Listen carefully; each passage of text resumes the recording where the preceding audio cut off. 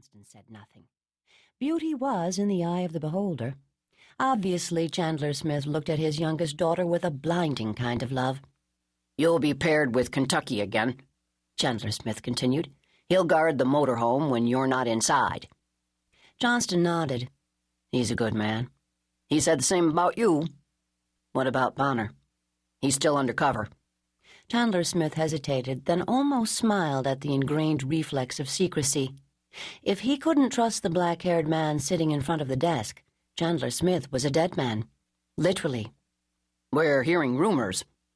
Though Johnston didn't move, he changed the same way a lion changes at the scent of game. "I'm listening." Chandler Smith didn't doubt it. The other man's eyes burned with an intensity that would have made most people uneasy. It didn't bother Chandler Smith. He wouldn't tolerate men around him unless they had the patience, intelligence, and concentration of a supreme predator. "The man you call Barracuda has been making noises about killing me," Chandler Smith said calmly. "He's been doing that since you broke up his cozy little terrorist college in East Bumblefuck, Lebanon. Actually, you were the one doing the shooting." "Shooters are a dime a dozen. Strategists aren't."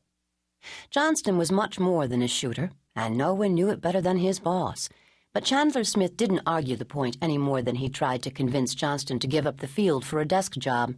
For the past 8 years, Johnston had turned down every promotion that had come his way. When asked why, he simply said, "I'm no good at desks. If I ever get out, I'll get all the way out."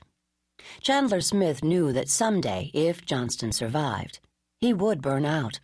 Everyone who stayed in the field did. But until that day came, he was the best agent Chandler Smith had ever had. "If you were Barracuda, how would you kill me?" Chandler Smith asked. "Do I want to live to tell the tale?" "You must. I'm still alive." Johnston smiled thinly. He knew better than most people just how impossible it was to protect against a terrorist who was willing to give his life, to take a life. Fortunately, very few of them were. They wanted to kill and brag, not kill and die. "I'd grab one of your daughters," Johnston said.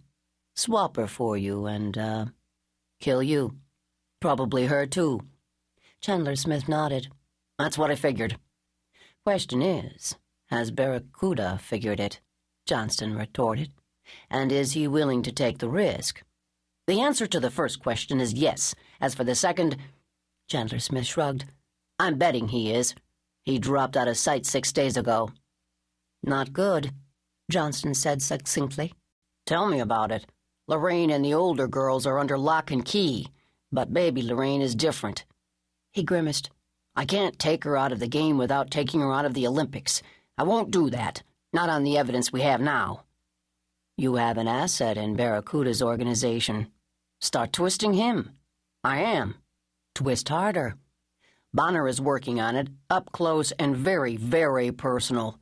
But until I get something solid, I won't pull baby out of the summer games. Hell, I'm not even sure I could. She's an adult."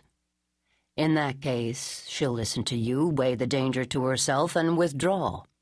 Chandler Smith gave a crack of laughter. "Oh, she's an event rider, not a bloody dressage artist. The kind of riding she does is more dangerous than getting on a Brahma bull at a rodeo." "Then don't watch her." "I'm not following you." "Barracuda has wanted you for years. There are 2 reasons he hasn't gotten you. The first is that he doesn't want to die. The second is that your movements have never, repeat, never, been predictable. If you insist on being there for baby's ride, he won't have to go to the trouble of kidnapping her. You'll be putting yourself right in his sniper scope." "That's where you come in." "You're taller than I am," Johnston said matter-of-factly. "I'd make a lousy shield." "Don't worry.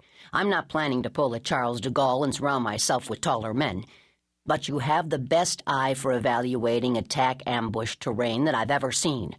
I want you to go to California, reconnoiter the Olympic sites at Santa Anita and San Diego, and choose the safest place for me to watch my daughter ride." "A motel room with a big TV. In London." "Nope, not this time. Come hell or high water, I'm going to be at the Olympics for baby." "Is it worth dying for?"